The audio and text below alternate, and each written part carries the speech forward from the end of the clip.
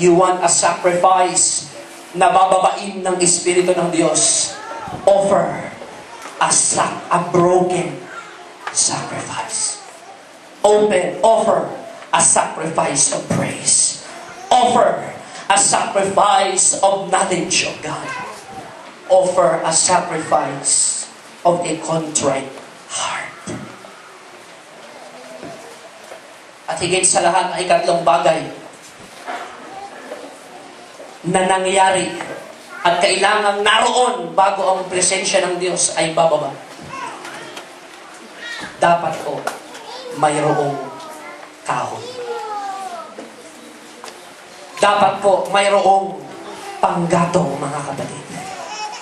Sapagkat mag-umpisa man ang apoy, kung walang panggatong, ang apoy na yan ay hindi tatagal. Mag-umpisa man ang apoy, kung walang panggatong, pagbagsak ng apoy ng Diyos, hindi matuluyang masunog, mga kapatid, ang alay, sapagkat wala pong nagpapaningas doon. Kailangan po mayroong panggatong, mga kapatid.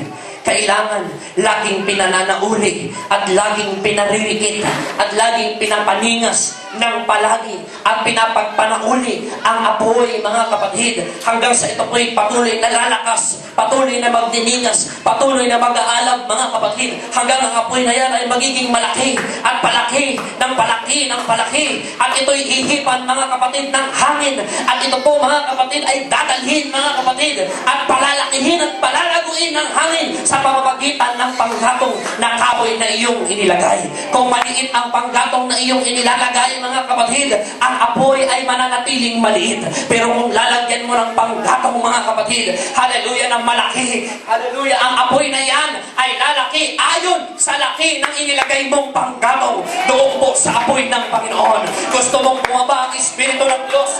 Ang Espiritu ng Diyos ay handang laging bababa at laging susunugin, hallelujah, ang mga sacrifice, ang mga pag-aalay na ating nilagay sa altar ng ating puso. Pero kailangan ito'y ating pagningasin. Ito'y kailangan nating ipagpatuloy. Ito'y kailangan nating papanauliin, mga kapatid, hanggang sa ito'y lalaki. Huwag nating hayaan ito'y mamamatay. Huwag nating hayaan ito'y manghihina. Huwag nating hayaan ito'y liliit, mga kapatid. Kung hindi ito'y ating panggatungan, ito'y ating lalagyan, mga kapatid, ng ating mga pananalangin, gagatungan ng ating mga pagpupuri, gagatungan ng ating paglilingkod, gagatungan ng ating katapatan, mga kapatid, at hayaan mo ang apoy ng Panginoon ay magtindigas sa iyong buhay. May iyong masasaksihan. Ang apoy ng Diyos ay lalaki at lalaki at lalaki, mga kapatid.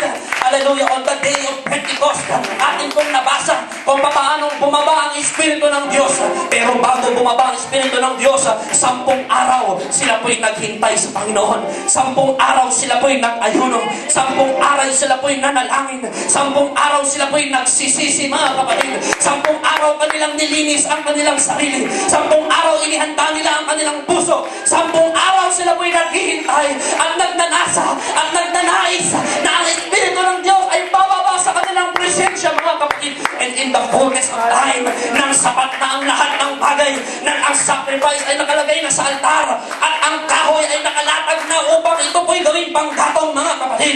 The Bible said, suddenly, hallelujah, there came a sound out of heaven like that of a rushing mighty wind, and it filled the house where they were sitting. Hallelujah. There appeared unto them cloven tongues like that of fire.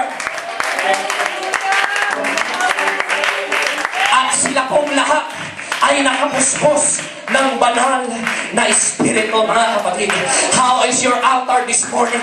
Hallelujah. Meron ka na bang inihandang altar? Meron ka na bang inihandang lugar sa iyong puso upang bababa doon ang presensya ng ating Panginoon? Hallelujah. Nakahanda na ba ang alay na susunugin mo? Nakahanda na ba ang iyong pagpupuri? Nakahanda na ba ang iyong basag na puso? Nakahanda na ba ang iyong buhay as a living sacrifice to God? At nakahanda na ba ang iyong panggatong this morning? Hallelujah. Kung nakahanda na ang tatlong bagay na yan, let me declare to you that the fire still falls 2,000 years after.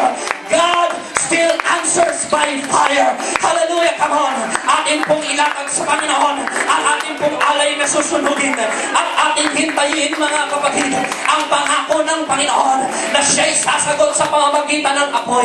Hayaan natin ang banal na Espiritu ang siyang maglilinis. Let the Holy Ghost inspire. Let the Holy Ghost empower. Let the Holy Ghost purify and refine our heart this morning as we stand today. Hallelujah. Come on.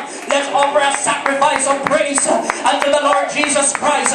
The world says walang dahilan para magpuri sa Panginoon. The world says walang dahilan para magsaya. The Lord says, the world says walang dahilan para tayo magpatuloy sa paglilingkod sa Panginoon. But I will offer the sacrifice of thanksgiving where it seems I don't have anything to be thankful about. But I thank you, God. I bless your name.